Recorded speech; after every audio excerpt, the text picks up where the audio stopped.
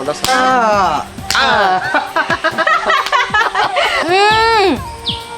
দোস্ত আজকে এত মজা করব পার্টিতে গিয়ে, কোনোদিন এইরকম মজা করিনি। কোনো কিছু কিন্তু মিস করা যাবে না দোস্ত, কোনো ভাবে।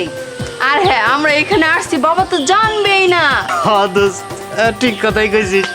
তোরা যে দুইজন আমাকে বান্ধবী, আসলে আমরা গর্ব করে বলতে পারি আমাদের দুইজনের জাক্কাস দুইটা বান্ধবী আছে। আর তাছাড়া মনে কর দোস্ত, এখানে বেশিক্ষণ থাকা যাবে না, বুঝতে পারছিস? যদি কেউ দেখে ফেলে তাহলে কিন্তু সর্বনাশ হয়ে যাবে। দোস্ত তুই ঠিক আছিস। আঙ্গুরে এখান থেকে কেউ দেখার আগে তাড়াতাড়ি কাটতে পড়ি। আর তাছাড়া আঙ্গুরে এমনি মাইসে দেখতে পারে না, তাড়াতাড়ি কাটতে পড়ি। চল চল চল। হ্যাঁ চল চল চল চল চল। এই দাঁড়া।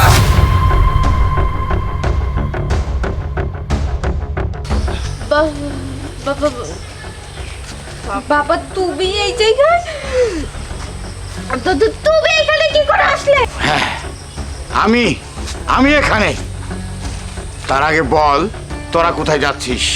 বাবা আমরা তো গ্রুপ স্টাডি করতে যাচ্ছিলাম বন্ধুরা একসাথে মিলে, কিন্তু তুমি এখানে হুটহাট করে চলে আসলে। তা কলেজে যাচ্ছিস ভালো কথা, তোদের হাতে সিগারেট কেন?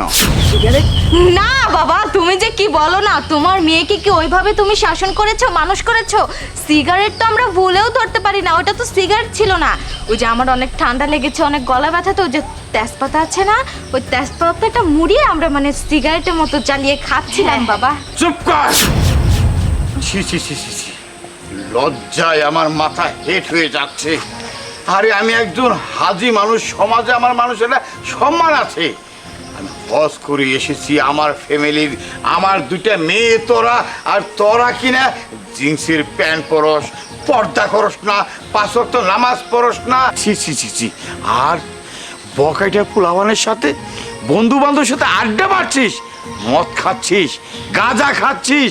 ছি, মেয়ে মানুষের হাতে সিগারেট জ্বালিয়ে খাচ্ছিস। তোরা এত জঘন্য, এত লগন্য হতে পারিস, আমি ভাবতে অবাক হয়ে যাচ্ছি। এই তোরা কি জানিস না, তোদের কি আমি বলি নাই যে মেয়েদের পর্দা বিধান আছে? এই যে দেখ, তোরা যদি পর্দা না করিস, এই মডার্ন ড্রেস পরে চলাফেরা করিস, আর যদি এই পাপ কাজে লিপ্ত থাকিস, এর হিসাব কে দিবে? আজকের দিনের পরে থেকে তোদের আমি মুখ দেখবো না, তোদেরকে আমি ত্যায্য কন্যা করবো। তোরা আমার বাড়িতে যাবি না। আর তোরা যদি পর্দাশীলভাবে থাকতে পারিস, 5 ওয়াক্ত নামাজ পড়িস, তাহলেই তোদেরকে আমি বাড়িতে স্থান দিব। তা না হলে আমার বাড়িতে তোদের জায়গা নেই। চাচা, বিষয়টা হচ্ছে কি, আপনি ঠিক কথাই বলছেন। শোন দোস্ত, তোদেরকে বলতেছি, আজকের পর থেকে না আমাদের সাথে মিশিস না। আমরা তো এমনিই খারাপ হয়ে গেছি, তোরা দুইটা মেয়ে মানুষ, তোদের অবশ্যই উচিত পর্দা করে চলা। তোদের বাপ একজন হাজি মানুষ, সমাজের চোখে তো জিনিসটা খারাপ দেখায়, বুঝিস না?